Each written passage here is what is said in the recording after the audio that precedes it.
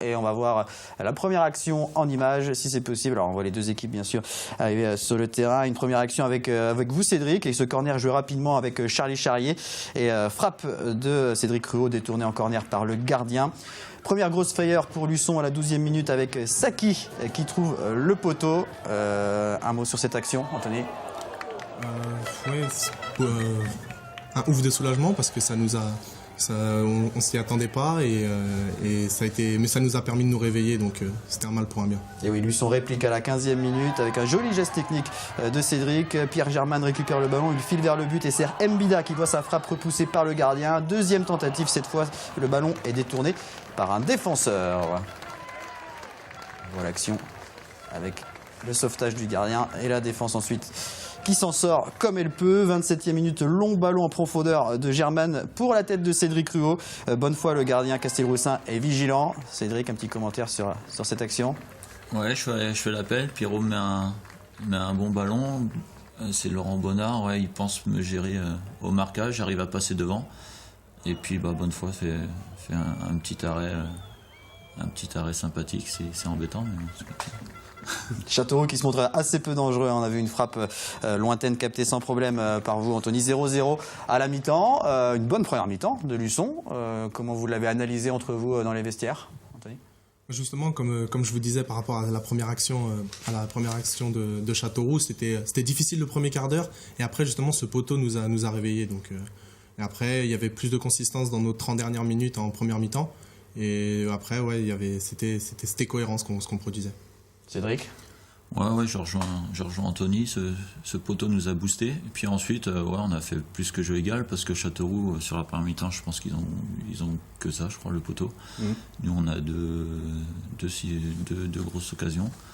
Donc ouais, une première mi-temps aboutie, malgré qu'il nous manque ce but, quoi, pour passer une deuxième mi-temps un peu plus au chaud que ce qu'on a vécu, quoi. Eh ben, on va voir les images justement de cette deuxième mi-temps avec dès la 49e minute une incursion luçonnaise dans la surface de Châteauroux, mais le centre de Nsimba est repoussé par la défense. Quelques instants plus tard, on trouve Mauricio du côté de Châteauroux entré en cours de jeu en première mi-temps qui tente sa chance. Ballon capté par Anthony Martin. Châteauroux qui obtient un coup franc ensuite à la suite d'une faute commise par Pierre Germain. Un coup franc qui va trouver la tête de Plessis qui ouvre le score 1-0 pour Châteauroux après 50 minutes de jeu. Plessis qui est seul, Cédric, sur cette action, est libre de tout marquage. Oui, sur le coup, on voit pas, on se rend pas compte. Et puis quand on voit la vidéo, on se rend compte qu'ils sont un de plus que nous. Et puis Plessis, c'est pas le plus petit de Châteauroux. Donc, et puis bon, il met un coup de tête qui est... on voit Anto qui essaye de se détendre, mais... Elle était imparable, celle-là. Ouais, j'ai vraiment le sentiment d'avoir été cherché et pourtant j'ai l'impression d'être à des kilomètres du ballon. Donc, Double changement du coup pour Luçon à la 64e minute avec Delano et Kifoueti qui remplacent Insou et Ndoye. Une occasion pour Châteauroux avec cette frappe qui passe à côté. Il y a assez peu d'occasions dans l'ensemble. Châteauroux se montre surtout dangereux sur coup de pied arrêté, comme sur cette action du côté de Luçon. Alors on voit encore un coup franc là, côté Castelroussin. Du côté de Luçon, le tireur de coup franc, c'est vous, Cédric. Mais ça n'a pas souri samedi soir. Une nouvelle occasion luçonnaise à venir avec ce centre. Kifoueti est à la réception, mais le ballon passe au-dessus du cadre.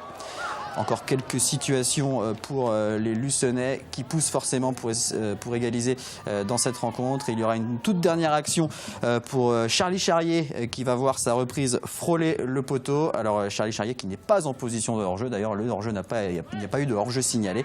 Voilà la reprise du gauche qui frôle le poteau. Le gardien a été battu. C'était la balle d'égalisation la plus nette pour les Luçonnais. 1-0 score final. Fin de l'aventure donc en Coupe de France pour le Vendée Luçon Football.